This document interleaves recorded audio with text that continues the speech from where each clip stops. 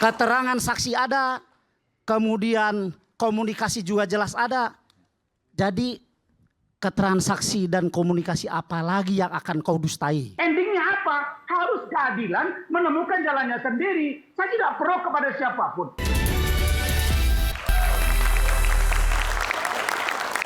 Balik sesi terakhir rakyat bersuara. Saya langsung ke Bung Pitra. Bung Pitra mau sampaikan sesuatu, silakan. Ya, baik Iman. Terima kasih. Saya ingin menyampaikan bahwasannya keadilan itu adalah harga mati. Dan karma pasti akan terjadi. Artinya teman-teman boleh berspekulasi liar terhadap kami selaku korban. Itu merupakan suatu kritikan yang memang harus kami terima. Akan tetapi ya, apabila memang tuduhan teman-teman tersebut yang telah memfitnah beribu-ribu macam fitnah, bahkan ratusan dan jutaan terhadap keluarga Ibtu Rudiana, terhadap Rudiananya, dan bahkan institusi kepolisian, ingat, karma itu pasti akan datang. Sebab hati nurani adalah badan pengadilan yang tidak bisa dibanding. Saya ingatkan kepada Bung Jutek Bongso agar segera bertobat. Karena kita saat ini tidak bisa menyimpulkan kita pemenang atau kita yang kalah. Kita sebagai penasihat hukum sedang berproses juga di peninjauan kembali. Saya harap kita semua menghargai proses hukum yang sedang berjalan ini. Bung Aiman, sebenarnya saya tidak mau berkomentar banyak karena dalam proses hukum sedang berjalan. Akan tetapi karena memang terkait dengan tudingan-tudingan miring ini, saya wajib hadir untuk meluruskan hal-hal yang menurut kami itu harus diluruskan. Jadi kami tidak berhak untuk menghakimi siapapun, karena kami adalah manusia biasa yang sepenuhnya kami serahkan kepada pihak kepolisian, kejaksaan, pengadilan, dan terutama kepada Allah Subhanahu wa Ta'ala. Demikian dari saya. Billahi taufiq walhidayah. Assalamualaikum warahmatullahi wabarakatuh. Sebelum ke Pak Freddy, saya berikan kesempatan. Karena suruh tobat tadi ada mau komentar sedikit, saya berikan kesempatan kepada Bung Jutek. Sedikit aja tapi jangan panjang-panjang. Diminta tobat, silakan Bung Jutek. Ya, justru Mas Aiman ya, bahwa kita kan sedang mewakili klien mencari kebenaran dan menegakkan keadilan ya. Jadi apa yang proses yang terjadi sampai hari ini karena tadi ditanya ya saya sampaikan. Ya saya sudah kirimkan juga itu tadi kesaksian lengkap itu tadi lewat YouTube itu. Kalau suruh tobat apa komentarnya? Ya tiap hari memang kita harus bertobat ya. Gitu kan. Memang kita harus bertobat. Ya, ini gitu. Bagus kalau gitu. Silakan singkat aja Bu Fredrik. Terima kasih. Begini rekan Jutek. Saya 1972 sudah diangkat jadi advokat, 52 tahun. Tetapi saya berprofesi sebagai advokat beracara 1984. Jadi jangan putar balik kata-katanya. Terima kasih. Oke. Mas. Baik, closing statement ya. Ya. Pertama, bahwa sebuah peristiwa, baik itu peristiwa pidana maupun peristiwa kecelakaan, itu harus diyakini karena adanya kesesuaian antara alat bukti. Dalam hal ini keterangan saksi dengan alat bukti yang ada. Harus bersesuaian. Itu yang pertama. Kemudian yang kedua, kenapa kami meyakini bahwa ini adalah kasus kecelakaan? Saksi yang menyatakan bahwa ini adalah kecelakaan jelas ada, bahkan 4 orang sudah dihadirkan dalam PK.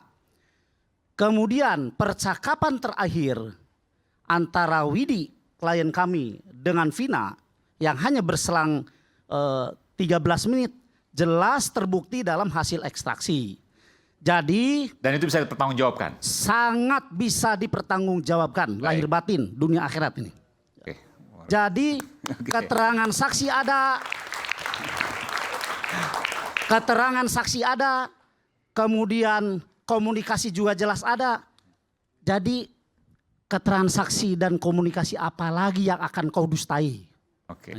Kemudian yang selanjutnya, kemunculan klien kami pada tahun 2024 ini itu jelas karena adanya hasil ekstraksi.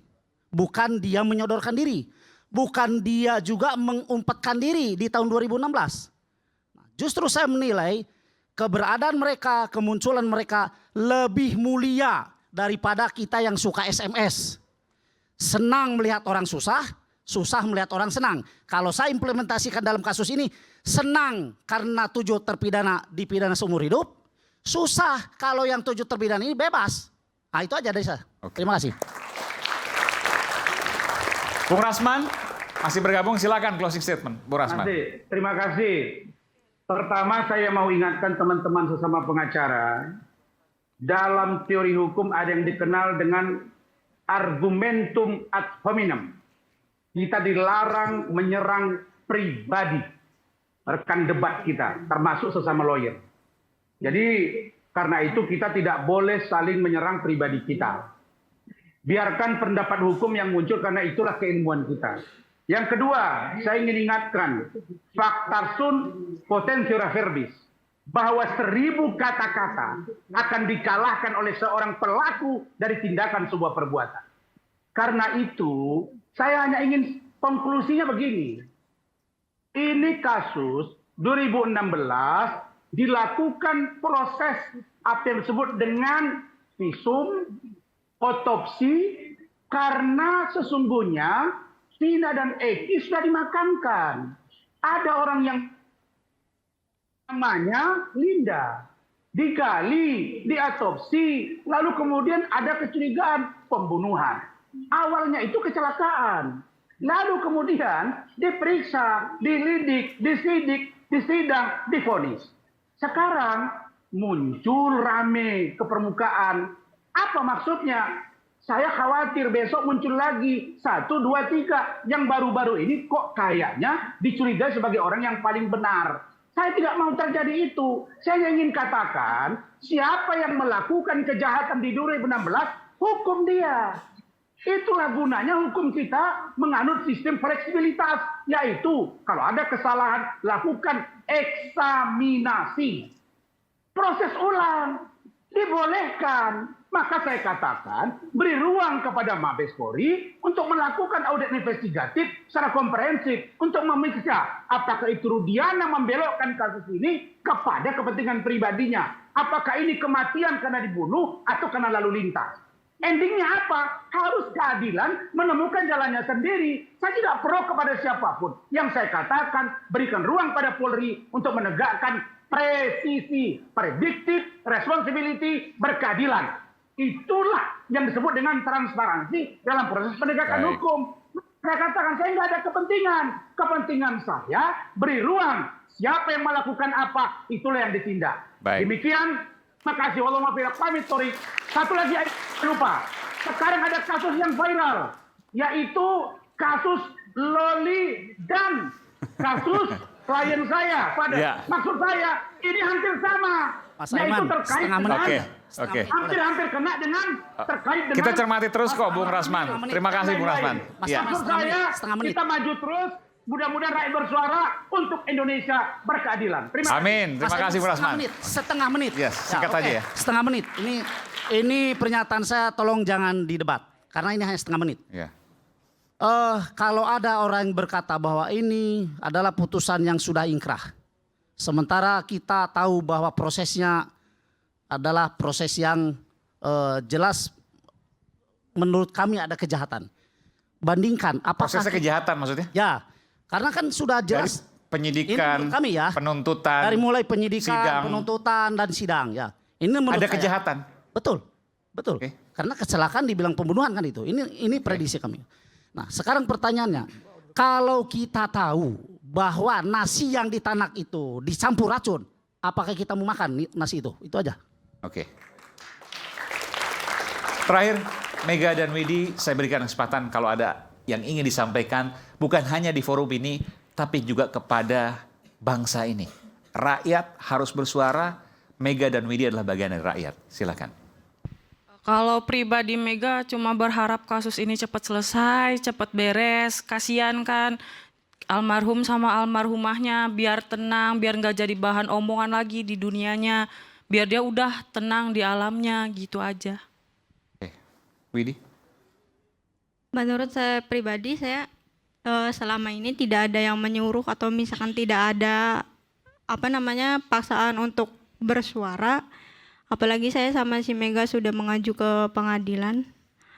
Terus yang kedua, biar tidak nambah kisru dan kisru lagi biar cepat selesai. Oke.